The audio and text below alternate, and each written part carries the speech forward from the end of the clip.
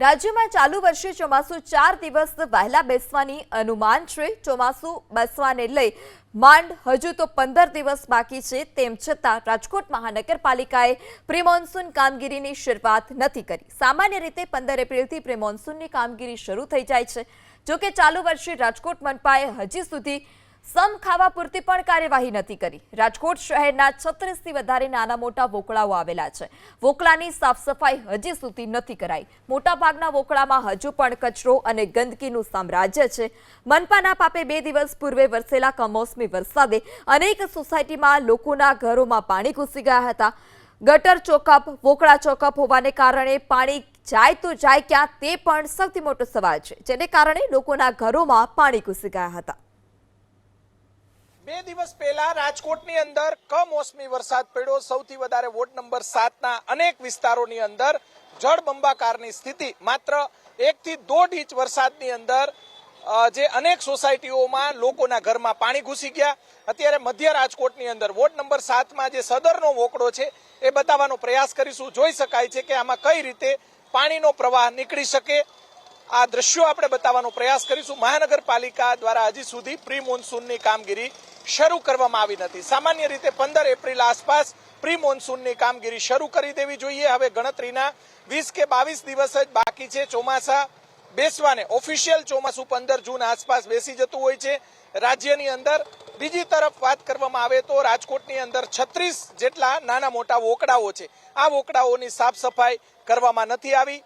સાથે સાથે જે ભૂગર્ભ ગટર છે તે પણ ચોકઅપ હોવાના કારણે આગામી દિવસોની અંદર રાજમાર્ગો પર પાણી ફરી વરસે એ ચોક્કસ છે, નક્કી છે। લોકોના ઘરોમાં પાણી ઘૂસશે, સોસાયટીઓમાં પાણી ઘૂસશે એ પણ નક્કી છે, કેમ કે આ દ્રશ્યો મહાનગરપાલિકાના અધિકારીઓ ઉપરાંત પદાધિકારીઓ સુધી પહોંચાડવાનો પ્રયાસ કરીશું। જે તે વિસ્તારના કોર્પોરેટરોની પણ જવાબદારી છે કે પોતાના વિસ્તારની અંદર ભૂગર્ભ ગટરોની સાથે સાથે પ્રી મોન્સૂનની કામગીરી સાફ સફાઈ કરવામાં આવે, વોકડાની સાફ સફાઈ કરવામાં આવે। રાજકોટની અંદર અનેક એવા વોકડાઓ છે કે જેની અંદર કચરો અને ધૂળના ઢગલાઓ પડ્યા હોવાના કારણે આગામી દિવસોની અંદર સોસાયટીઓની અંદર પાણી ઘૂસી જશે। મહાનગરપાલિકાના અધિકારીઓ ઉપરાંત પદાધિકારીઓએ ગંભીરતા દાખવી પ્રી મોન્સૂનની જે અલગ અલગ 25 જેટલી કામગીરીઓ છે તે શરૂ કરી દેવી જોઈએ। નહીતર આવતા દિવસોની અંદર દર વર્ષે જે પરિસ્થિતિ ઊભી થાય છે, જે વિસ્તારોની અંદર પાણી ભરાઈ જાય છે તે જ વિસ્તારની અંદર પાણી ભરાઈ જશે। બીજી તરફ જે લાઈન નાખવામાં આવી છે, પાણીની લાઈન નાખવામાં આવી છે, તે રસ્તાઓ પણ હજી સુધી રિપેર કરવામાં ન આવતા અનેક મુશ્કેલીઓનો સામનો શહેરીજનો કરી રહ્યા છે। કેમેરામેન શુભ આશિયાની સાથે પરાક્રમસિંહ જાડેજા, એબીપી અસ્મિતા, રાજકોટ। પાણી આટલા વરસાદમાં જો ઘરમાં ઘૂસી જતા હોય તો વધારે વરસાદ થાય તો માણસોની શું પ્રોબ્લેમ થાય એ તો આપણે કંઈક થોડું ધ્યાન દેવું જોઈએ ને। બેદરકારી તો હાલે જ છે સાહેબ, એમાં કંઈ ખોટું છે નહીં, બરોબર? તો એનો કાંઈક ઉપાય તો થાય કે ન થાય?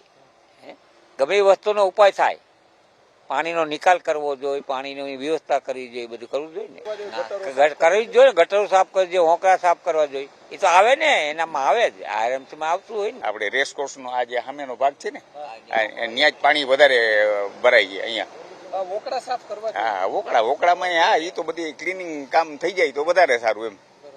કારણ કે કચરો ડસ્ટ જે કંઈ હોય તો એમાં તો પાણી બ્રેક થવાનું જ છે, અને પાણી બ્રેક થાય એટલે ઓવરફ્લો થવાનું છે, એટલે એ બજારમાં નીકળે પાણી। તો હવે ચોમાસું બેસવાને થોડા જ દિવસોની વાર છે, તેમ છતાં રાજકોટ પ્રશાસન કે જે નકરોડ છે હજુ સુધી પ્રી મોન્સૂનની જે કામગીરી છે તે કરવામાં નથી આવી। ગંદકીથી ખદબદી રહ્યા છે અનેક વોકળાઓ।